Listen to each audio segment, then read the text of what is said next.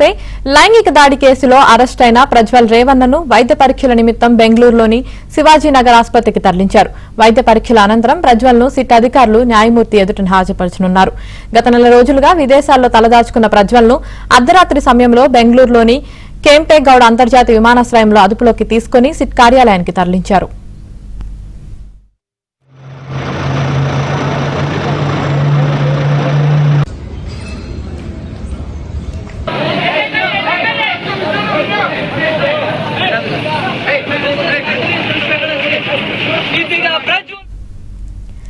లైంగిక వేధింపులకు సంబంధించిన అసభ్యకరమైన వీడియోలు వెలుగులోకి రావడంతో గత నెల 26న రాత్రికి రాత్రే జర్మనీకి పారిపోయిన ప్రజ్వల్ 34 రోజులుగా విదేశాల్లో తలదాచుకున్నాడు.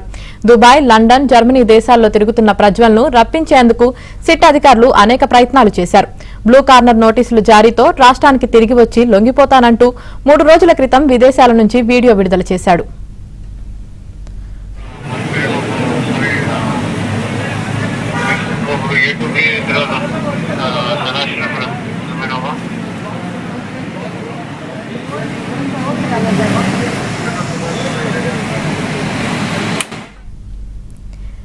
నిన్న జర్మనీలోని మ్యూనిచ్ నుండి బెంగళూరుకి రావడానికి విమాన టికెట్ ను బుక్ చేసుకున్నాడు. లుఫ్తాన్సా ఎయిర్లైన్స్ విమానంలో బిజినెస్ క్లాస్ లో వస్తున్నట్లు సిట్ అధికారులు సమాచారం రావడంతో అరెస్టు చేసేందుకు సిద్దమయ్యారు. మ్యూనిచ్ నుంచి భారత కాలమానం ప్రకారం సాయంత్రం 4:05 బయలుదేరిన విమానం బెంగళూరు విమానాశ్రయంకు అర్ధరాత్రి 12:50 చేరుకుంది.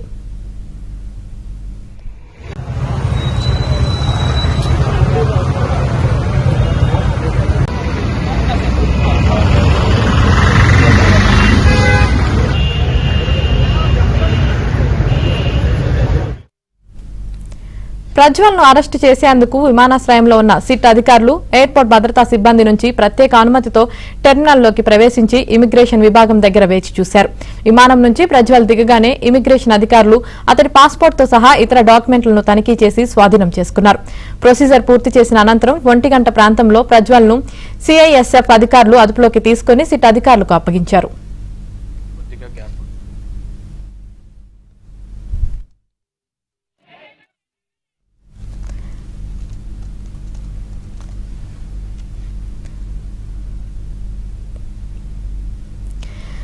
లైంగిక దాడి కేసులో అరెస్ట్ అయిన ప్రజ్వల్ రేవన్నను వైద్య పరీక్షల నిమిత్తం బెంగళూరులోని శివాజీనగర్ ఆసుపత్రికి తరలించారు. ఇదే విషయానికి సంబంధించి మరింత సమాచారం బెంగళూరు నుంచి మా ప్రతినిధి రుత్విక్ లైవ్ లో అందిస్తారు. రుత్విక్, కొద్దిసేపటి క్రితమే సిఐడి కార్యాలయం నుంచి ప్రజ్వల్ రేవన్నను వైద్య పరీక్షల నిమిత్తం శివాజీనగర్ లోని ఆసుపత్రికి తరలించారు. శివాజీనగర్ ఆసుపత్రిలో ప్రజ్వల్ కి వైద్య సేవలు కొనసాగుతున్నాయి. వైద్య సేవలు పూర్తయిన తర్వాత, వైద్య పరీక్షలు పూర్తయిన తర్వాత ప్రత్యేక కోర్టులో న్యాయమూర్తి ముందు కూడా హాజరుపరిచే అవకాశం ఉంటుంది. న్యాయమూర్తి ముందు హాజరుపరిచిన తర్వాత సిట్ అధికారులు తాము విచారించేందుకు తమ ఆధీనంలోకి తీసుకోవాలని న్యాయమూర్తిని కోరనున్నారు. ఈ నేపథ్యంలోనే ఈ విచారణ న్యాయమూర్తి ముందు హాజరుపరిచిన తర్వాత జైలుకు తరలిస్తారా లేకపోతే సిట్ కు హ్యాండ్ ఓవర్ చేస్తారా అనేది తెలియాల్సి ఉంది. మరికొద్ది సేపట్లోనే ఈ వైద్య పరీక్షలు పూర్తయిన తర్వాత కోర్టు కూడా తరలించే అవకాశం ఉంటుంది.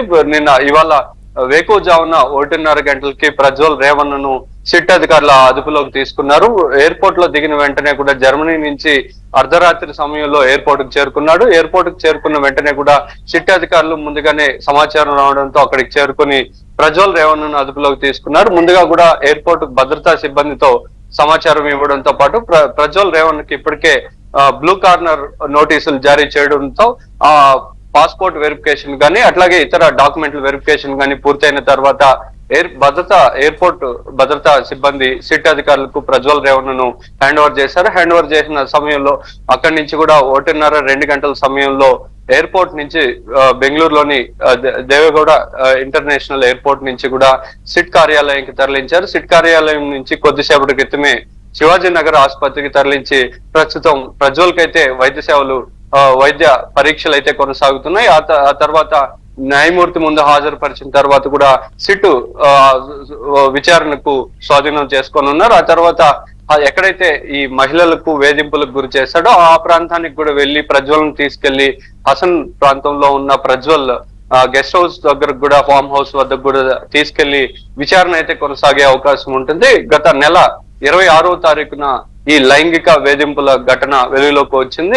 అదే రోజు ఎన్నికలు జరుగుతుండడంతో ఎన్నికలు పూర్తయిన తర్వాత ఈ ఎంపీ హసన్ ఎంపీ ప్రజ్వల్ బెంగళూరు నుంచి కూడా అతను విదేశాలకు వెళ్లిపోయిన పరిస్థితి ఉంది. అప్పటి నుంచి కూడా దాదాపు 43 రోజులుగా కూడా అతన్ని రాష్ట్రానికి రప్పించేందుకు ఇటు సిట్ అధికారులు తీవ్ర ప్రయత్నాలు చేస్తున్నారు. అయినప్పటికీ అతను రెస్పాండ్ కాకపోవడంతో బ్లూ కార్నర్ నోటీసులు జారీ చేశారు. నోటీసులు జారీ చేయడంతో పాటు కేంద్రంతో కూడా సంప్రదింపులు జరిపి ఇంటర్పోల్ కూడా సమాచారం ఇచ్చేందుకు కూడా చర్యలు ప్రారంభించిన నేపథ్యంలో ఇటు కుటుంబ సభ్యుల నుంచి ఇటు అన్ని దారులు మూసుకుపోవడంతో ప్రజ్వల్ రేవణ్ణ 4 రోజుల క్రితం నేను రాష్ట్రానికి వచ్చి సిట్ ముందు విచారణకు హాజరవుతానంటూ కూడా వీడియో ద్వారా విదేశాల నుంచి సమాచారం ఇచ్చారు. ఆ తర్వాత అతను రాత్రి వస్తున్నట్టుగా కూడా సిట్ అధికారులకు సమాచారం రావడంతో ముందుగానే అక్కడ చేరుకున్న సిట్ అధికారులు అతను ఎయిర్పోర్ట్ నుంచే కూడా స్వాధీనం చేసుకుని ఈ సిట్ కార్యాలయానికి తరలించారు. ఇక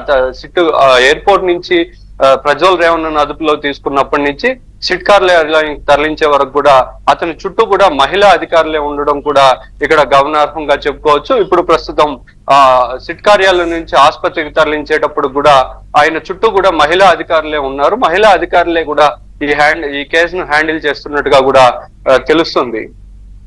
రైట్, థ్యాంక్ యూ రుత్విక్.